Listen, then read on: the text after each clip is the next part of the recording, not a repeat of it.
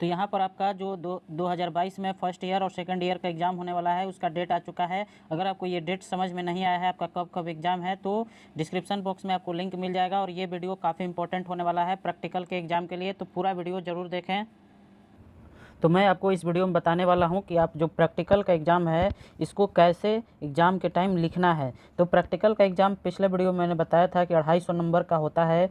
तो 250 में अगर आप ऐसे ही लिखते हैं और सही लिखते हैं तो 250 तो आने का चांस कम है, बट 220 प्लस आपका आ जाएगा अगर सही और ऐसे ही लिखते हैं तो, क्योंकि यही वाला जो पोर्शन है जो एग्ज़ाम का ये क्वेश्चन है यही आपसे पूछा भी जाता है। तो यहाँ पर आपका 3 क्वेश्चन है, 1, 2 और 3। ये सारे ट्रेड्स के लिए ऐसे ही लिखना है, बस कुछ क्वेश्चन में अलग रहेगा लेकिन सारे ट्रेड्स को ऐसे ही लिखना है। तो चलिए मैं एक पहला क्वेश्चन को कैसे लिखना है ये बताता हूँ।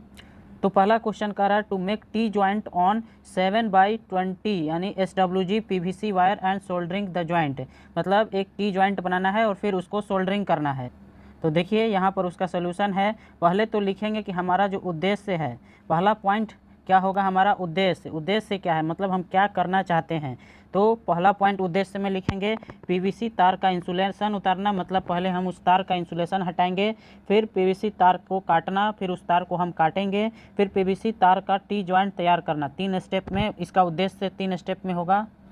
अब देखिए इस कार्य को करने के लिए क्या क्या चाहिए, तो इसके लिए इसको लिखेंगे आवश्यक उपकरण एवं सामग्री, मतलब जो जो आपको चाहिए वो लिख देंगे। पहले उद्देश्य लिखेंगे, फिर जो उसके लिए चाहिए वो लिख देंगे। जैसे कि पहला है आपका इलेक्ट्रीशियन नाइफ चाहिए, फिर इंसुलेशन साइड कटिंग प्लायर चाहिए, फिर तीसरा में चाहिए स्केल चाहिए और फिर मैलेट हैमर चाहिए।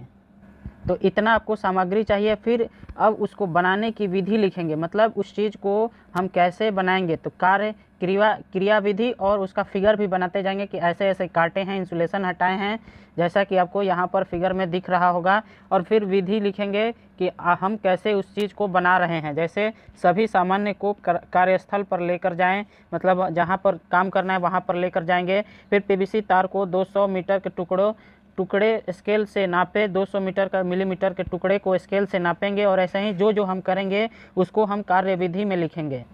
फिर कार्यविधि लिखने के बाद उपयोग, इसका जो भी है टी जॉइंट का उपयोग कहाँ पर होता है इसको फिर लिखेंगे। वायरिंग में सीधा जा रहे तारों में से नीचे या ऊपर, ऐसे सीधा ये तार सीधा जा रहा है, अगर हमको नीचे ले जाना है कोई भी तार तो हम टी जॉइंट का उपयोग करते हैं। तो इसी तरह इसका जो बना रहे हैं उसका उद्देश्य भी लिखेंगे, फिर उसमें क्या क्या सावधानियां करनी चाहिए फिर उसको लिखेंगे, और फिर उसका निष्कर्ष भी लास्ट में लिखना है। तो इस तरह से आप लिखेंगे तो आपका जो 250 नंबर का है तो 250 नंबर तक आ सकता है, अगर आप मौखिक में भी अगर सही सारे का जवाब दे देते हैं तो पहला क्या लिखना था आपका उद्देश्य क्या है। यहाँ पर उद्देश्य क्या है पहले तो आपको ये लिखना था, फिर उसके लिए आवश्यक क्या क्या चाहिए वो लिखना है, और फिर उसके कार्यविधि को लिखना है, उसको कैसे बनाया जाए उसको लिखना है, फिर उसका उपयोग क्या है उसको लिखना है, फिर सावधानियाँ क्या है, और लास्ट में उसका निष्कर्ष क्या निकला ये लिखना। इतना लिख देते हैं तो आपका आंसर सही हो जाएगा।